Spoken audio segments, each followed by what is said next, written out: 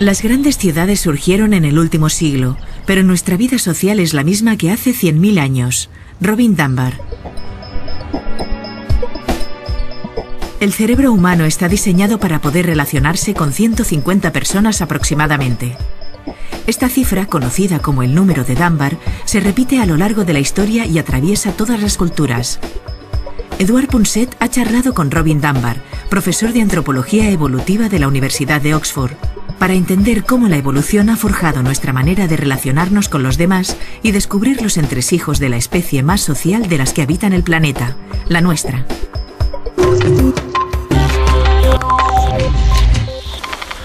Estamos hablando realmente de la irrupción de la ciencia en la cultura popular, y esto no solo ha cambiado la estructura social y la manera de pensar que tenemos, sino que nos ha permitido reparar en cosas que antes nos costaba mucho. Por ejemplo, ¿cuál es el impacto de la risa?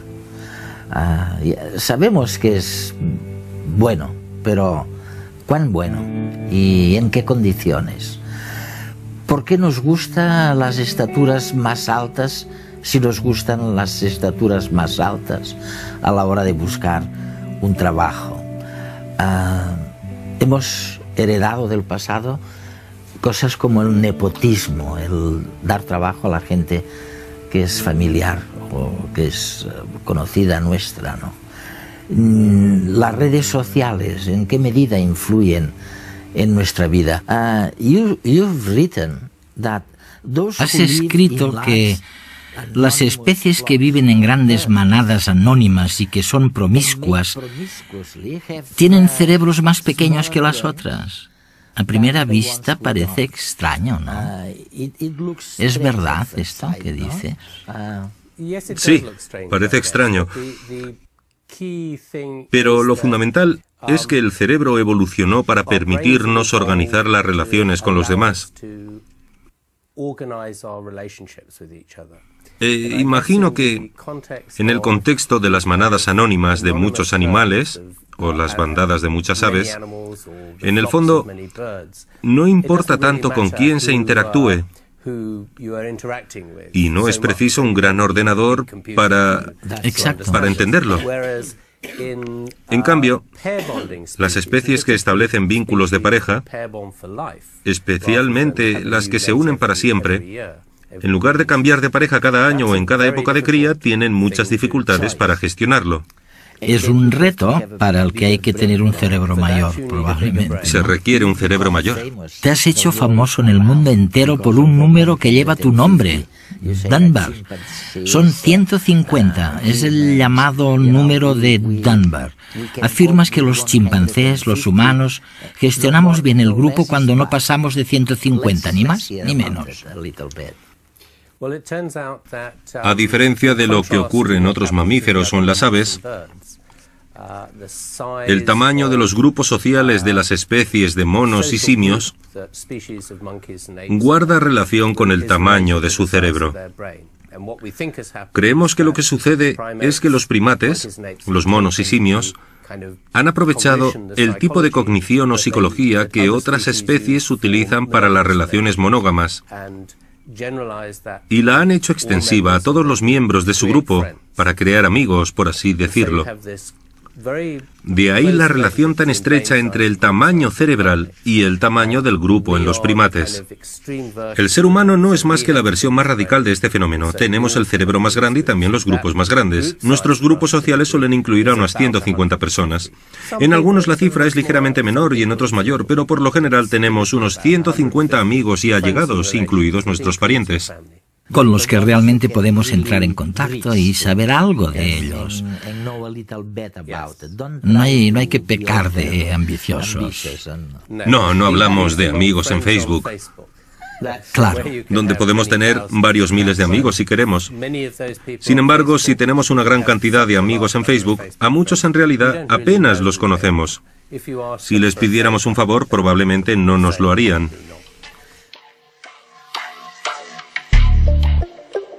Robin Dunbar es el descubridor de lo que se conoce como número de Dunbar, un parámetro del que hemos hablado anteriormente en redes y que se refiere a la cantidad de personas con las que nos relacionamos de forma más o menos cercana. En promedio tenemos vínculos con unas 150 personas aproximadamente. En distintos ámbitos y culturas se repiten las estructuras sociales de este tamaño. 150 es la cantidad de personas a las que deseamos unas felices fiestas a través de las postales navideñas y los miembros de las unidades básicas de los ejércitos y de los clanes tribales. También son, de media, 150 los habitantes de la mayoría de poblados, desde el Neolítico hasta la Revolución Industrial, y los contactos que mantienen los académicos con otros que estudian en su mismo ámbito de investigación. Incluso en las empresas se ha descubierto que aquellas con este número máximo de trabajadores se organizan de forma espontánea y prima la colaboración entre los individuos. En cambio, cuando la compañía se hace más grande, se han de establecer jerarquías para imponer el orden, disminuye el compañerismo y crecen la competitividad y el absentismo laboral. Aunque vivimos en un mundo lleno de ciudades pobladas por millones de individuos, seguimos manteniendo una red social impuesta por los límites de procesamiento de la mente. De la misma forma que la capacidad de un ordenador está definida por el tamaño de su memoria y su procesador, nuestra habilidad para manipular información sobre la vida social está limitada por el tamaño de la parte más frontal de nuestro cerebro. Sin embargo, no caigamos en la tentación de creer que 150 es un número bajo. Al contrario, somos los primates con mayor cantidad de amigos y conocidos con diferencia. Y también con el cerebro más grande. Los científicos tienen la sospecha de que el amor tiene algo que ver en esto. Al fin y al cabo, los cerebros de los animales monógamos son los de tamaño mayor. No debería extrañarnos si tenemos en cuenta que elegir una pareja para pasar el resto de la vida y entenderse con ella requiere de una gran capacidad para observar cómo es, cómo se siente y cuál es la mejor manera de comunicarse para evitar conflictos.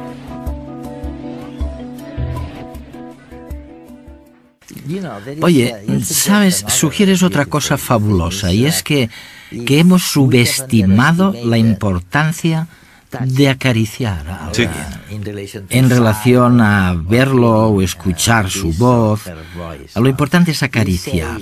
Dices que el tacto implica tantas cosas relacionadas con la confianza, con confiar en alguien de verdad, que no se puede subestimar su importancia.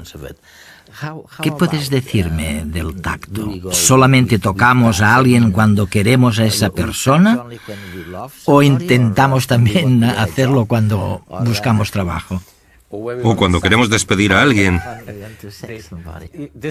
Mira, la explicación se remonta a que la manera que tienen los monos y simios de crear amistades, de entablar relaciones con otros individuos, es a través del acicalamiento.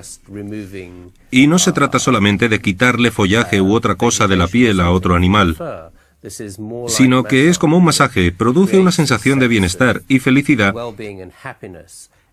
parecida a la que se consigue con el ejercicio físico o el masaje hoy en día. Así pues, tocarse físicamente resulta muy importante a la hora de transmitir la fuerza emocional de una relación. Por supuesto, nosotros estamos muy dominados por el lenguaje. El lenguaje evolucionó y se ha convertido en una parte muy importante de nuestra psicología, por lo que tendemos a pensar primero en las palabras de los demás sin acabar de entender las emociones subyacentes. Y es el tacto lo que crea gran parte de las emociones, porque con las palabras se puede mentir. Efectivamente, siempre digo algo parecido, ¿sabes? Cuando alguien me dice, nos llevamos bien gracias a que podemos hablar, yo le respondo, sí, hablando la gente se confunde, no solo se entiende. Y es verdad, probablemente el lenguaje, cuando pasó a ser escrito, al parecer, corrígeme si me equivoco, al principio no era más que un acuerdo contractual. Te daré lo que quieres a cambio de que tú me des una determinada cantidad de dinero, o lo que sea. Así que, en realidad, el lenguaje se escribía para otorgar un contrato. O declaraciones de impuestos. Las declaraciones de impuestos, es cierto. Porque de eso se trata. Volviendo al tema del tacto y de estar cerca de los demás, es fantástico ver cómo los chimpancés, con el acicalamiento y el chismorreo, nos enseñaron lo importante que era. Lo aprendimos de ellos. Creo que todos los monos y simios, y por tanto nosotros, ya que formamos parte de la familia de primates, simplemente utilizamos el acicalamiento o el contacto físico de un modo natural, porque era muy importante para entablar relaciones estrechas. Además, en cualquier relación o interacción, se logra una idea mucho más clara de la intención de las palabras de alguien según la manera en la que te toque. Es increíble. A menudo te recomiendan que si vas a despedir a alguien, a echarlo del trabajo, es mejor tocarle en el hombro mientras le dices, «Está usted despedido». Para compensar. Para reducir el dolor, sí. Es increíble. ¿No crees que la gente era consciente de todas estas cosas antes de que la ciencia irrumpiera en la cultura popular? Me parece que la respuesta es que intuitivamente más o menos lo entendíamos, pero sin una comprensión completa, puesto que todo lo que pertenece a la parte emocional de nuestra psicología se halla en el hemisferio derecho del cerebro, mientras que el lenguaje está en el izquierdo, y no termina de haber una conexión. Podemos hablar de las emociones en cierta medida, pero no podemos expresarlas demasiado bien con el lenguaje. Solamente pueden hacerlo los poetas. Solamente los poetas.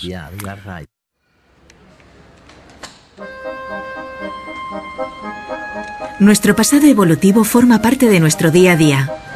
Muchas de nuestras reacciones más instintivas se pueden explicar desde esta perspectiva. El color claro del cabello nos trae reminiscencias de la infancia, ya que los niños suelen ser más rubios que los adultos. Como los hombres tienen un radar para buscar parejas jóvenes que les garanticen una descendencia sana y fuerte, es frecuente que, sin darse cuenta, muchos se sientan más atraídos por las rubias. A los bebés les hablamos de una forma muy peculiar. Ese lenguaje espontáneo exagera nuestras expresiones.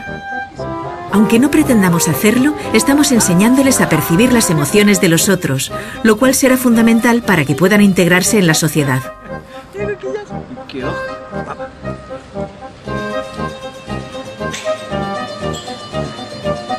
Solemos subestimar el poder del tacto con respecto a la vista o al oído, pero las caricias no nos mienten.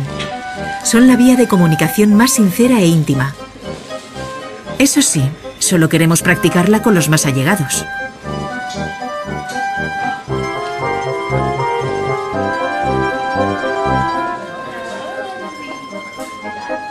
Sin embargo, en presencia de más de 2 personas, la forma de comunicación cambia. En un grupo, el equivalente al tacto es la risa. Ayuda a establecer vínculos con aquellos a los que conocemos poco y nos hace sentir bien. La impulsividad masculina está relacionada con un mayor crecimiento del sistema límbico de los hombres, que les hace propensos al despliegue de su conducta más física, la cual resultó, en el pasado, un método para que las hembras evaluasen sus cualidades como posibles padres de sus hijos. Y en contrapartida, las mujeres han desarrollado un tamaño mayor en el neocórtex. En esta zona del cerebro se generan habilidades sociales que permiten solucionar de forma pacífica los conflictos provocados por el ímpetu masculino.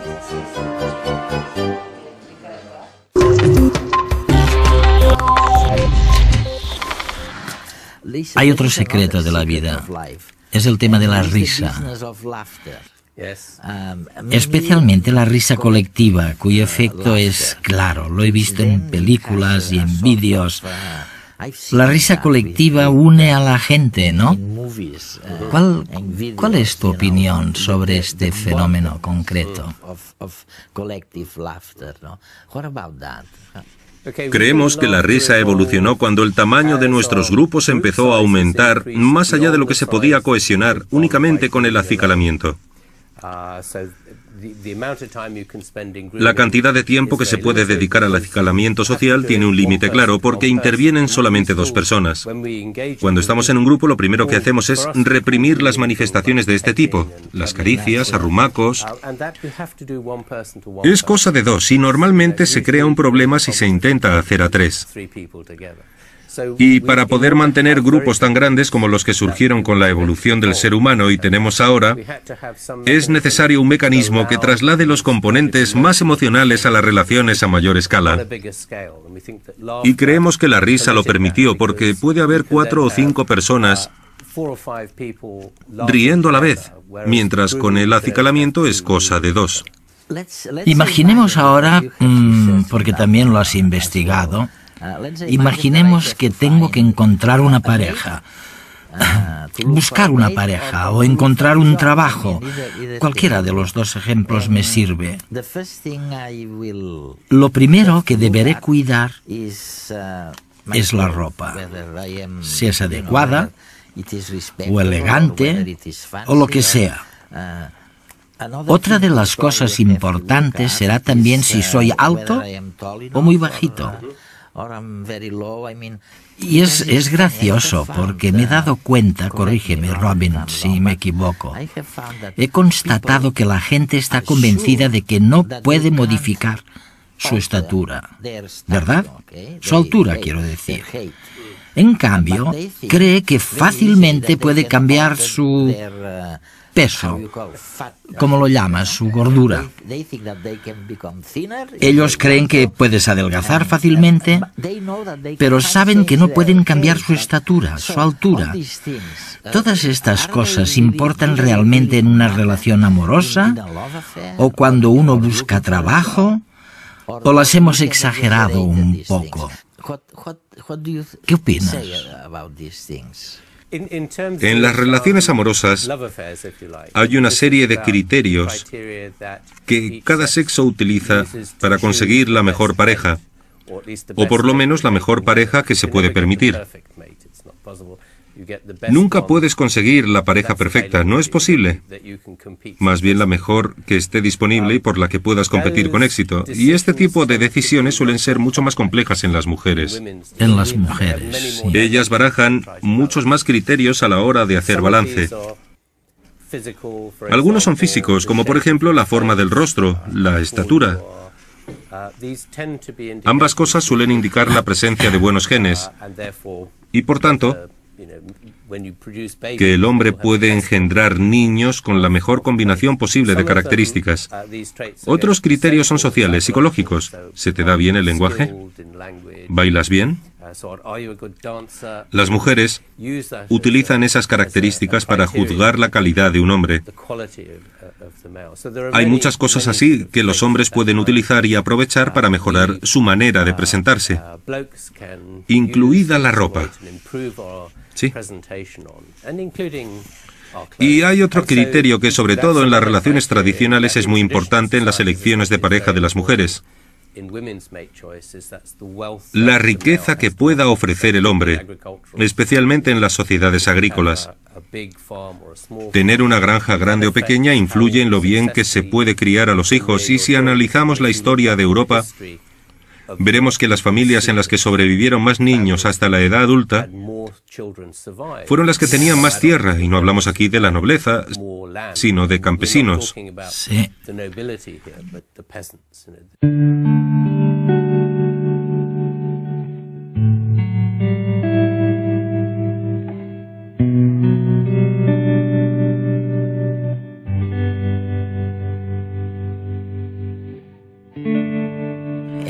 Afirmas algo que no estoy seguro de que todo el mundo que nos escucha de nuestros telespectadores lo aceptará. Y es que el profesor dice que la manera de contar chismes de los hombres difiere de la manera en que lo hacen las mujeres. Las mujeres tienen una manera muy especial de chismorrear, y los hombres, en cambio, suelen ser muy distintos. ¿Cuáles son? Mira, son distintos en algunas cosas y no en otras. El chismorreo, en este sentido, es la manera de pasar el tiempo con alguien. Con chismorreo no me refiero a los cotilleos malintencionados, sino más bien a la charla informal, por así decirlo. En las conversaciones descubrimos que aunque los hombres y las mujeres dediquen la misma cantidad de tiempo a hablar sobre chismes, en realidad, ¿Cuánto tiempo? En tiempo social representa unos 2/3. ¿2/3? Sí, un 65% del tiempo total de conversación. Esto no es así en el entorno laboral, pero en una situación social, en una situación cotidiana, dedicamos la mayor parte del tiempo a hablar de... Chismes. Chismes, sobre uno mismo, sobre los demás, sí. Pero lo que pasa es que los hombres y las mujeres utilizan el lenguaje de forma muy distinta. Los hombres lo usan mucho más para exhibirse. Cuando conversan, especialmente con mujeres, suelen hablar sobre temas técnicos más basados en conocimientos. Por ejemplo, a que no te sabes los números de todas las composiciones de Mozart. Conocimiento técnico y objetivo. En cambio, las mujeres tienden a charlar mucho más sobre la naturaleza de las relaciones. Las mujeres hablarán de lo social. Sí, sí, sí. De las conexiones sociales. Sí. Las relaciones sociales. Eso es. Sí, y es importante porque saben construir mejor que los hombres la base de la vida social, ¿no? Sí, sí. Esto es así en todos los primates. Tanto en monos y simios como en humanos, el núcleo de la vida social lo forman las hembras, las mujeres, y es como si los machos estuvieran más al margen. Por eso las relaciones masculinas suelen ser menos estables a largo plazo, un poco más políticas. Se basan en un objetivo aquí y ahora, mientras que las relaciones entre mujeres son mucho más duraderas y suelen basarse más en la familia y a ser más sociales, en este sentido. ¿Qué tienen los famosos que sus vidas nos atraen tanto? ¿Somos cotillas por naturaleza? ¿O es una tendencia de origen cultural? En realidad, que nos interese la vida de los otros es algo de lo más natural. Lo que ocurre con los famosos es que, gracias a la tecnología, vemos sus caras cada día, y eso hace que nuestro cerebro se confunda y crea de forma inconsciente que los conoce. ¿Pero de qué nos sirve ser así? ¿Tiene una utilidad evolutiva toda esta información innecesaria sobre líos, peleas, bodas y rupturas? Parece que sí. Somos animales jerárquicos por naturaleza y nos interesa saber qué hacen aquellos que creemos que están por encima de nosotros en el estatus social. Es por eso que sentimos tanta curiosidad por los ricos y poderosos. En concreto, nos sentimos especialmente atraídos por sus miserias y tragedias. De forma inconsciente, nuestro cerebro ha evolucionado para querer saber cosas negativas de ellos, porque los considera rivales potenciales y cree que sus problemas nos podrían beneficiar. También chismorreamos sobre la gente que conocemos. De hecho, esta tarea ocupa más del 65% del tiempo que dedicamos a hablar. Nos interesa sobre todo lo malo que le puede pasar a los que están por encima nuestro en la jerarquía social. Ey, tía, ¿sabes la última del jefe? Que es que su mujer le ha dejado. Es que no me extraña nada, cualquiera lo aguanta. Pero también nos interesa compartir las alegrías de nuestros amigos y familiares. Quizás su suerte se nos pueda contagiar. No te lo vas a creer, a mi hermano le ha tocado un viaje a Cancún. ¡Anda, qué bien! Es para 4 personas. Oye, pues a ver si nos lleva. El cotilleo es, además, un sistema excelente para controlar y castigar al que se sale de las normas de conductas sociales. Yo sé quién se hace pis en el ascensor. Es el perro de la del tercero primero. No lo sabía, si es que es más sucio, no más que ver porque tiene las sábanas. Yo a partir de ahora me refiero al saludo. Yo también. Y nos da modelos de conducta, nos dice cómo debemos y cómo no debemos ser. Oye, ¿me puedes hacer este peinado? Es que esta chica le queda súper bien, la hace súper joven. ¿Tú crees que es por el peinado? ¿No? No, yo creo que es por el bote. ¿Tú crees que lleva botox esta chica? Sí, mi prima se lo hizo, tiene la misma cara. ¿Que esta? Sí, y después se repitió un montón. El cotilleo, en resumen, nos une y cohesiona como grupo. Nos permite, en definitiva, socializar.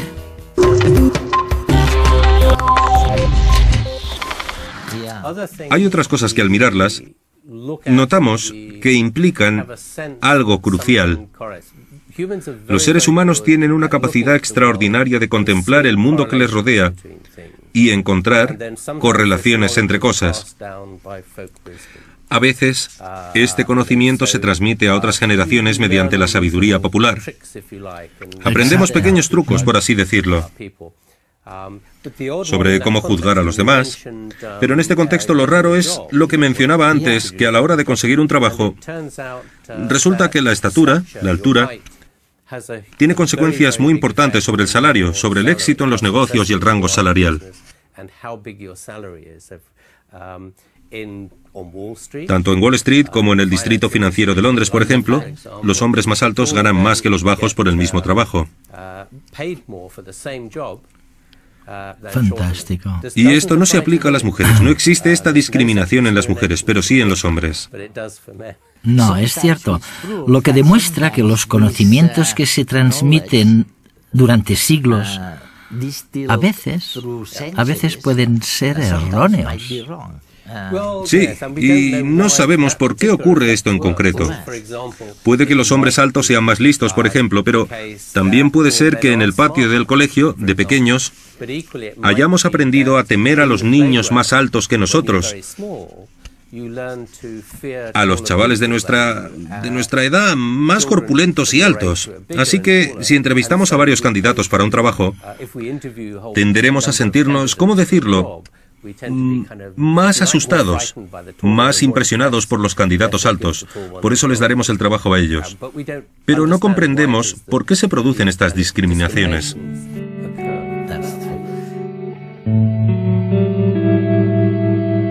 El cerebro evolucionó para permitirnos organizar las relaciones con los demás. Robin Dunbar.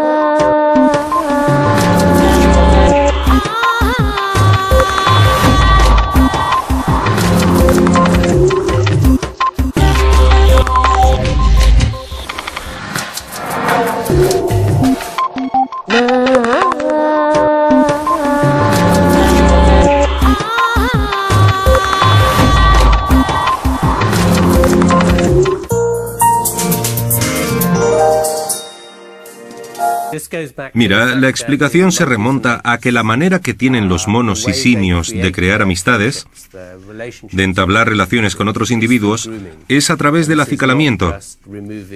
Y no se trata solamente de quitarle follaje u otra cosa de la piel a otro animal, sino que es como un masaje, produce una sensación de bienestar y felicidad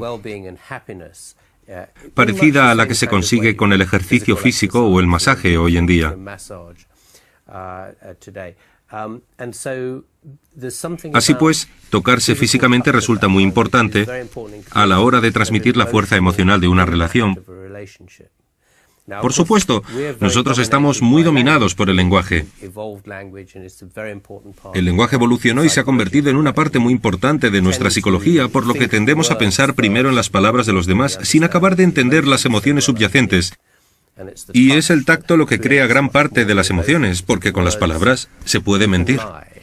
Efectivamente, siempre digo algo parecido, ¿sabes? Cuando alguien me dice, nos llevamos bien gracias a que podemos hablar, yo le respondo, sí, hablando la gente se confunde, no solo se entiende. Y es verdad, probablemente el lenguaje, cuando pasó a ser escrito, al parecer, corrígeme si me equivoco, al principio no era más que un acuerdo contractual. Te daré lo que quieres a cambio de que tú me des una determinada cantidad de dinero, o lo que sea. Así que, en realidad, el lenguaje se escribía para otorgar un contrato. O declaraciones de impuestos. Las declaraciones de impuestos, es cierto. Porque de eso se trata. Volviendo al tema del tacto y de estar cerca de los demás, es fantástico ver cómo los chimpancés, con el acicalamiento y el chismorreo, nos enseñaron lo importante que era. Lo aprendimos de ellos. Creo que todos los monos y simios, y por tanto nosotros, ya que formamos parte de la familia de primates, simplemente utilizamos el acicalamiento o el contacto físico de un modo natural, porque era muy importante para entablar relaciones estrechas. Además, en cualquier relación o interacción, se logra una idea mucho más clara de la intención de las palabras de alguien según la manera en la que te toque. Es increíble. A menudo te recomiendan que si vas a despedir a alguien, a echarlo del trabajo, es mejor tocarle en el hombro mientras le dices, «Está usted despedido». Para compensar. Para reducir el dolor, sí. Es increíble. ¿No crees que la gente era consciente de todas estas cosas antes de que la ciencia irrumpiera en la cultura popular? Se refiere a la cantidad de personas con las que nos relacionamos, de forma más o menos cercana. En promedio, tenemos vínculos con unas 150 personas aproximadamente. En distintos ámbitos y culturas se repiten las estructuras sociales de este tamaño. 150 es la cantidad de personas a las que deseamos unas felices fiestas a través de las postales navideñas y los miembros de las unidades básicas de los ejércitos y de los clanes tribales. También son, de media, 150 los habitantes de la mayoría de poblados, desde el Neolítico hasta la Revolución Industrial, y los contactos que mantienen los académicos con otros que estudian en su mismo ámbito de investigación. Incluso en las empresas se ha descubierto que aquellas con este número máximo de trabajadores se organizan de forma espontánea y prima la colaboración entre los individuos. En cambio, cuando la compañía se hace más grande, se han de establecer jerarquías para imponer el orden, disminuye el compañerismo y crecen la competitividad y el absentismo laboral. Aunque vivimos en un mundo lleno de ciudades pobladas por millones de individuos, seguimos manteniendo una red social impuesta por los límites de procesamiento de la mente. De la misma forma que la capacidad de un ordenador está definida por el tamaño de su memoria y su procesador, nuestra habilidad para manipular información sobre la vida social está limitada por el tamaño de la parte más frontal de nuestro cerebro. Sin embargo, no caigamos en la tentación de creer que 150 es un número bajo. Al contrario, somos los primates con mayor cantidad de amigos y conocidos con diferencia. Y también con el cerebro más grande. Los científicos tienen la sospecha de que el amor tiene algo que ver en esto. Al fin y al cabo, los cerebros de los animales monógamos son los de tamaño mayor. No debería extrañarnos si tenemos en cuenta que elegir una pareja para pasar el resto de la vida y entenderse con ella requiere de una gran capacidad para observar cómo es, cómo se siente y cuál es la mejor manera de comunicarse para evitar conflictos.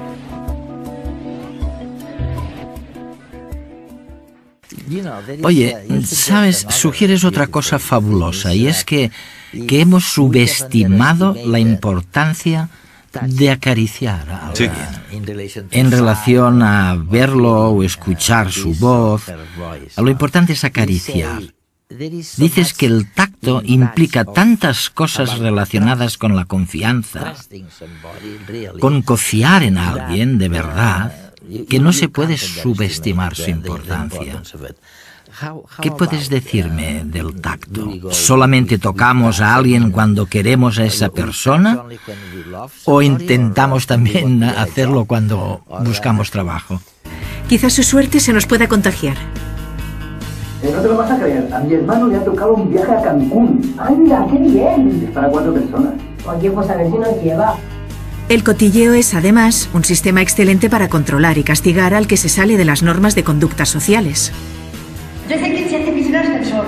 Es el perro de la tercero primera. No sabía, si es que es más sucio, no más que ver porque tiene las sábanas. Yo a partir de ahora me refiero al saludo. Yo también. Y nos da modelos de conducta, nos dice cómo debemos y cómo no debemos ser.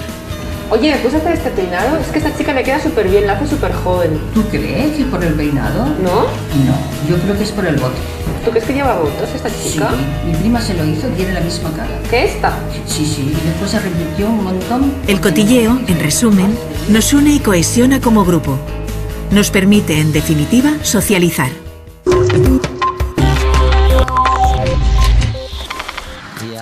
Hay otras cosas que al mirarlas notamos que implican algo crucial.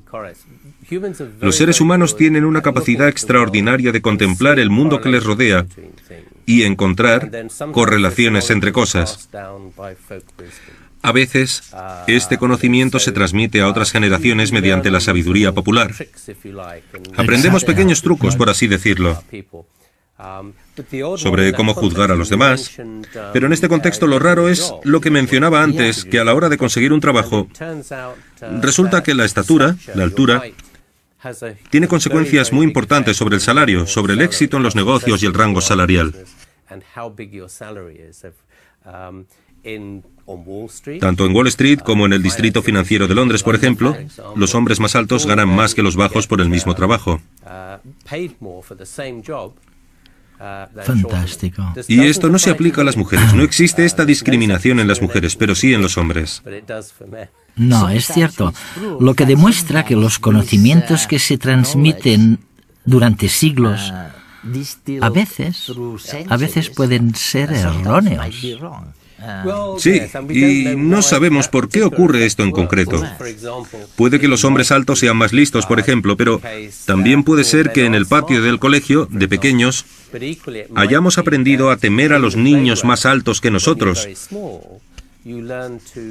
a los chavales de nuestra edad, más corpulentos y altos. Así que, si entrevistamos a varios candidatos para un trabajo, tenderemos a sentirnos, ¿cómo decirlo?, más asustados, más impresionados por los candidatos altos.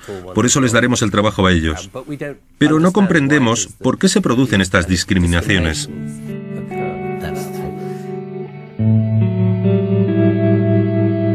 El cerebro evolucionó para ver... ¿Dos tercios? Sí, un 65% del tiempo total de conversación. Esto no es así en el entorno laboral. Pero en una situación social, en una situación cotidiana, dedicamos la mayor parte del tiempo a hablar de... Chismes. Chismes. Sobre uno mismo, sobre los demás, sí. Pero lo que pasa es que los hombres y las mujeres utilizan el lenguaje de forma muy distinta. Los hombres lo usan mucho más para exhibirse. Cuando conversan, especialmente con mujeres, suelen hablar sobre temas técnicos más basados en conocimientos. Por ejemplo, a que no te sabes los números de todas las composiciones de Mozart. Conocimiento técnico y objetivo. En cambio, las mujeres tienden a charlar mucho más sobre la naturaleza de las relaciones. Las mujeres hablarán de lo social. Sí, sí, sí. De las conexiones sociales. Sí. Las relaciones sociales. Eso es. Sí, y es importante porque saben construir mejor que los hombres la base de la vida social, ¿no? Sí, sí. Esto es así en todos los primates. Tanto en monos y simios como en humanos, el núcleo de la vida social lo forman las hembras, las mujeres, y es como si los machos estuvieran más al margen. Por eso las relaciones masculinas suelen ser menos estables a largo plazo, un poco más políticas. Se basan en un objetivo aquí y ahora. Mientras que las relaciones entre mujeres son mucho más duraderas y suelen basarse más en la familia y a ser más sociales, en este sentido. ¿Qué tienen los famosos que sus vidas nos atraen tanto? ¿Somos cotillas por naturaleza? ¿O es una tendencia de origen cultural? En realidad, que nos interese la vida de los otros es algo de lo más natural.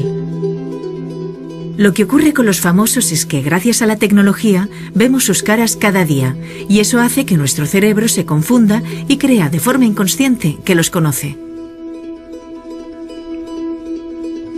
¿Pero de qué nos sirve ser así? ¿Tiene una utilidad evolutiva toda esta información innecesaria sobre líos, peleas, bodas y rupturas? Parece que sí. Somos animales jerárquicos por naturaleza y nos interesa saber qué hacen aquellos que creemos que están por encima de nosotros en el estatus social.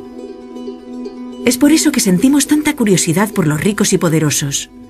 En concreto, nos sentimos especialmente atraídos por sus miserias y tragedias. De forma inconsciente, nuestro cerebro ha evolucionado para querer saber cosas negativas de ellos, porque los considera rivales potenciales y cree que sus problemas nos podrían beneficiar. También chismorreamos sobre la gente que conocemos. De hecho, esta tarea ocupa más del 65% del tiempo que dedicamos a hablar. Nos interesa sobre todo lo malo que le puede pasar a los que están en empresas. Se ha descubierto que aquellas con este número máximo de trabajadores se organizan de forma espontánea y prima la colaboración entre los individuos. En cambio, cuando la compañía se hace más grande, se han de establecer jerarquías para imponer el orden, disminuye el compañerismo y crecen la competitividad y el absentismo laboral. Aunque vivimos en un mundo lleno de ciudades pobladas por millones de individuos, seguimos manteniendo una red social impuesta por los límites de procesamiento de la mente.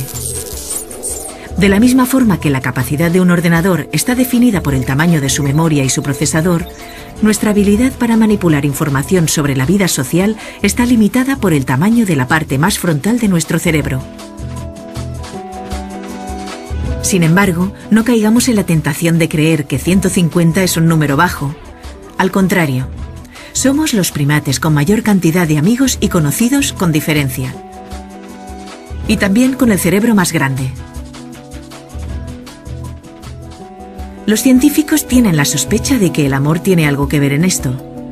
Al fin y al cabo, los cerebros de los animales monógamos son los de tamaño mayor. No debería extrañarnos si tenemos en cuenta que elegir una pareja para pasar el resto de la vida y entenderse con ella requiere de una gran capacidad para observar cómo es, cómo se siente y cuál es la mejor manera de comunicarse para evitar conflictos.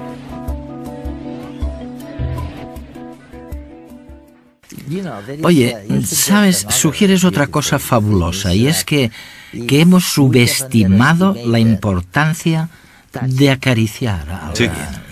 En relación a verlo o escuchar su voz, lo importante es acariciar. Dices que el tacto implica tantas cosas relacionadas con la confianza, con confiar en alguien de verdad, que no se puede subestimar su importancia. ¿Qué puedes decirme del tacto? ¿Solamente tocamos a alguien cuando queremos a esa persona? ¿O intentamos también hacerlo cuando buscamos trabajo? O cuando queremos despedir a alguien. Mira, la explicación se remonta a que la manera que tienen los monos y simios de crear amistades, de entablar relaciones con otros individuos, es a través del acicalamiento.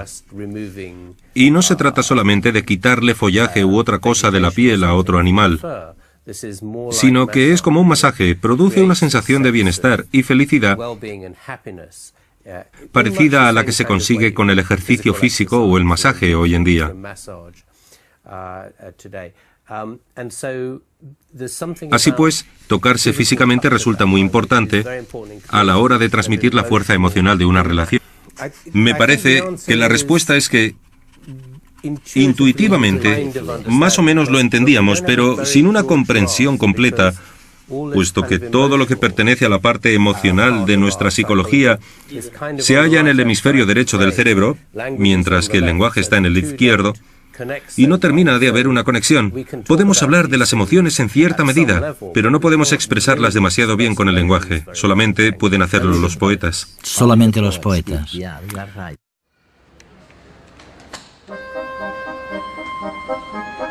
Nuestro pasado evolutivo forma parte de nuestro día a día. Muchas de nuestras reacciones más instintivas se pueden explicar desde esta perspectiva. El color claro del cabello nos trae reminiscencias de la infancia, ya que los niños suelen ser más rubios que los adultos. Como los hombres tienen un radar para buscar parejas jóvenes que les garanticen una descendencia sana y fuerte, es frecuente que, sin darse cuenta, muchos se sientan más atraídos por las rubias. A los bebés les hablamos de una forma muy peculiar. Ese lenguaje espontáneo exagera nuestras expresiones. Aunque no pretendamos hacerlo, estamos enseñándoles a percibir las emociones de los otros, lo cual será fundamental para que puedan integrarse en la sociedad.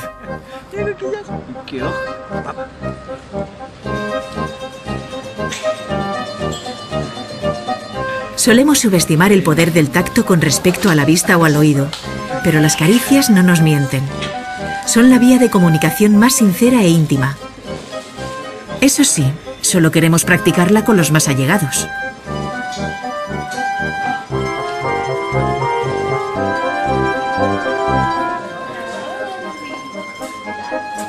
Sin embargo, en presencia de más de 2 personas, la forma de comunicación cambia.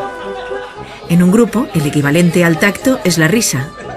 Ayuda a establecer vínculos con aquellos a los que conocemos poco y nos hace sentir bien. La impulsividad masculina está relacionada con un mayor crecimiento del sistema límbico de los hombres, que les hace propensos al despliegue de su conducta más física, la cual resultó, en el pasado, un método para que las hembras evaluasen sus cualidades como posibles padres de sus hijos. Y en contrapartida, las mujeres han desarrollado un tamaño mayor en el neocórtex. En esta zona del cerebro se generan habilidades sociales que permiten solucionar de forma pacífica los conflictos provocados por el ímpetu masculino.